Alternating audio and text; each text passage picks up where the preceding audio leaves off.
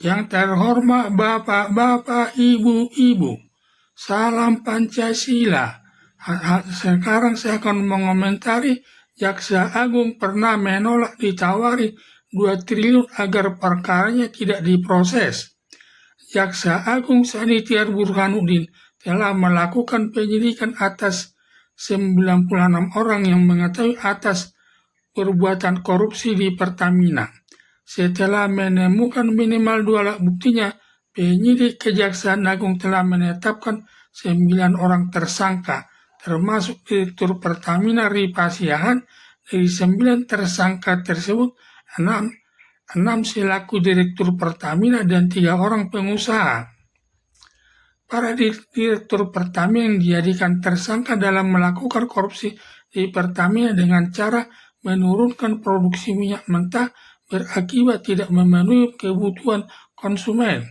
Lalu direktur mengimpor dari luar negeri bensin Pertalite dengan harga tinggi dan dioplos atau di-branding menjadi bensin Pertamax. Selisihnya hampir Rp3.000 per liter dari bensin Pertalite.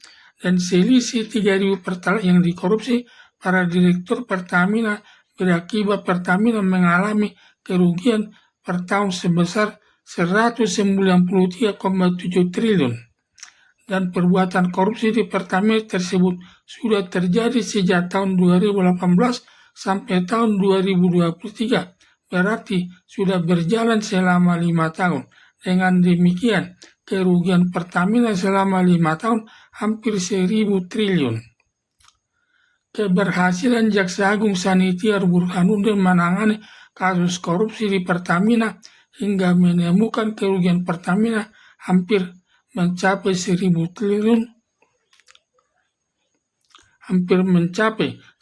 triliun, suatu prestasi besar yang belum pernah dilakukan Komisi Pemberantasan Korupsi dan jajaran kepolisian. Selain perbuatan korupsi di Pertamina, terbesar juga perkara MUIS terkait tambang timah di Sumatera. Kerugian negara mencapai 300 triliun dan Hakim Peradilan Negeri hanya menjatuhkan hukuman 6,5 tahun. Setelah Kejaksaan Agung mengajukan banding ke Pengadilan Tinggi lalu dihukum selama 20 tahun. Masih banyak lagi perkara korupsi yang merugikan negara mencapai triliunan yang ditangani Kejaksaan Agung. Sedangkan Komisi Pemberantasan Korupsi, terlebih Ketua Komisi Pemberantasan Korupsi Setio Budianto dalam menangani perkara korupsi relatif kerugian negara yang kecil-kecil dalam menetapkan Hasto Kristianto sebagai tersangka hanya memberi sekitar 40 juta kepada Wahyu Setiawan, anggota Komisi Pemilihan Umum, agar Hasan Masiko dapat menjadi anggota DPR. Demikian juga dalam melakukan penggeledahan rumah Ridwan Kamil yang menemukan 70 miliar yang diduga Ridwan Kamil melakukan korupsi 200 miliar terkait pembayaran iklan reklame kepada bagian iklan atas iklan Bank Jawa Barat. Apalagi jajaran kepolisian selain belum pernah menangani perbuatan korupsi yang sampai negara mengalami kerugian triliunan rupiah, bahkan menuntaskan penyelesaian perkara korupsi sampai sekarang belum selesai ke pengadilan dalam perkara Firly Bahuri, mantan Ketua Komisi Pemberantasan Korupsi yang menerima uang dari Syahrul Yassin Limpo, mantan Menteri Pertanian yang tidak dibenarkan Firly Bahuri ada menerima uang dari Syahrul Yassin Limpo.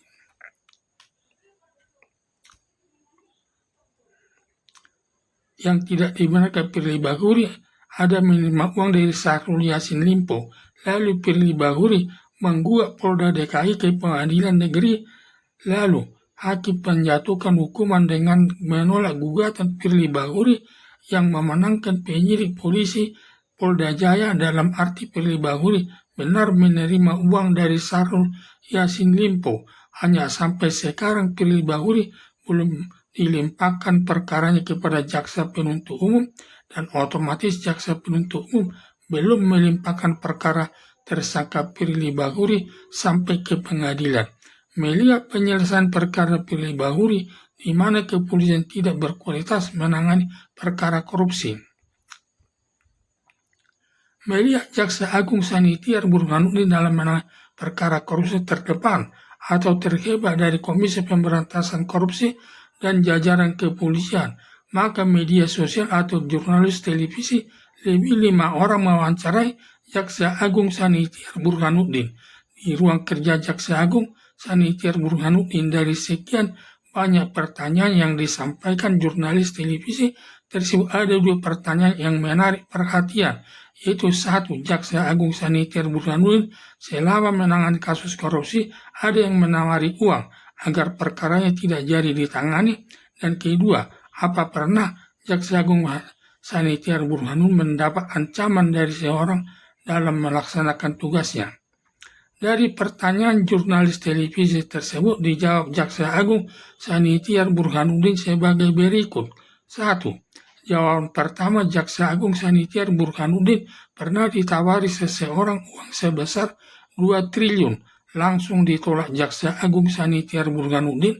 Melihat penolakan Jaksa Agung Sanitiar Burhanuddin sebagai pertanda bersih dari perbuatan korupsi. Mengingat bersih dari perbuatan korupsi, maka berhasil membongkar perbuatan korupsi di Pertamina sebesar hampir 1.000 triliun. Karena pada umumnya aparat negara terkait dalam pemberantasan korupsi yang suka melakukan korupsi bila sampai ada penawaran 2 triliun diduga langsung diterima dan semua kebutuhannya bisa dipenuhi, termasuk membangun rumah mewah, membeli beberapa mobil mewah, hanya membeli baju bagus dan tas yang bermerek, harus belanja ke luar negeri, Singapura, Amerika Serikat, Inggris, Prancis, dan Milan, Italia, sekaligus menikmati panorama yang indah di negeri orang, yang menginap di hotel mewah atau hotel bintang 5. Tetapi para koruptor tidak pernah memperhatikan nasib masyarakat miskin, hanya makan 3 kali dalam 1 hari, mengalami kesulitan yang tinggal di kolong jembatan atau di tempat kumuh di tengah-tengah masyarakat. Jawaban kedua Jaksa Agung Sanitiar Burhanuddin, selama melaksanakan tugas pernah ada seorang militer mengancam Jaksa Agung Sanitiar Burhanuddin, menyatakan kalau keluarganya tidak keluar akan dihancurkan akan dihancurkan sampai merata gedung Kejaksaan Agung. Lalu dijawab Jaksa Agung Sanitiar Burhanuddin, silakan hancurkan dan ratakan gedung Kejaksaan Agung itu. Semua milik negara. Kemudian militernya pulang dan ancaman tersebut tidak terjadi, dan sampai sekarang gedung Kejaksaan Agung tetap berdiri. Dari 2 masalah yang sering dihadapi masyarakat, terlebih aparat penegak hukum, melakukan perbuatan korupsi yang merugikan keuangan negara, yang melanggar pasal 2 Undang-Undang Nomor 16 Tahun 2019 tentang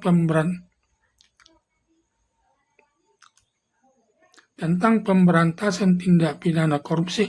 Ancaman hukumannya dari bentuk hukuman mati, hukuman seumur hidup, dan hukuman badan maksimal 20 tahun.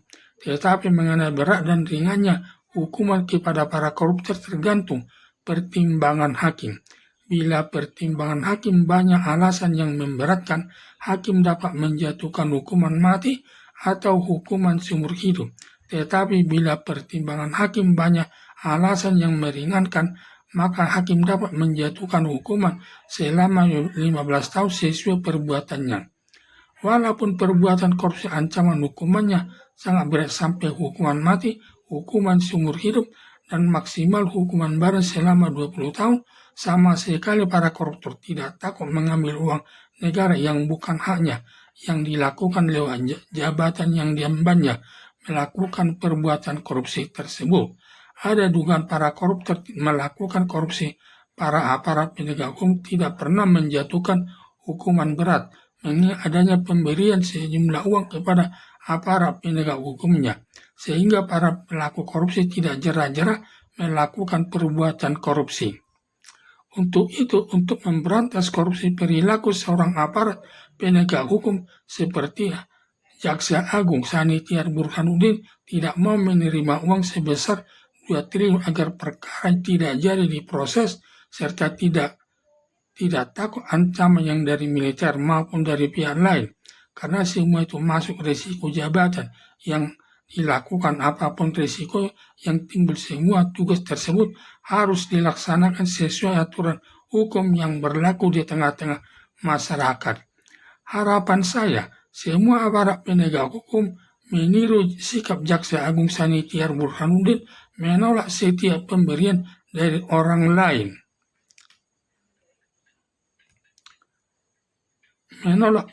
Setiap pemberian dari orang lain dengan maksud perkaranya tidak diproses, serta jangan takut dari ancaman baik dari militer maupun masyarakat umum agar di perkaranya tidak diproses hukum yang berlaku. Semua itu merupakan risiko jabatan yang harus dihadapi dan dilaksanakan sesuai hukum yang berlaku. Sekian dan terima kasih.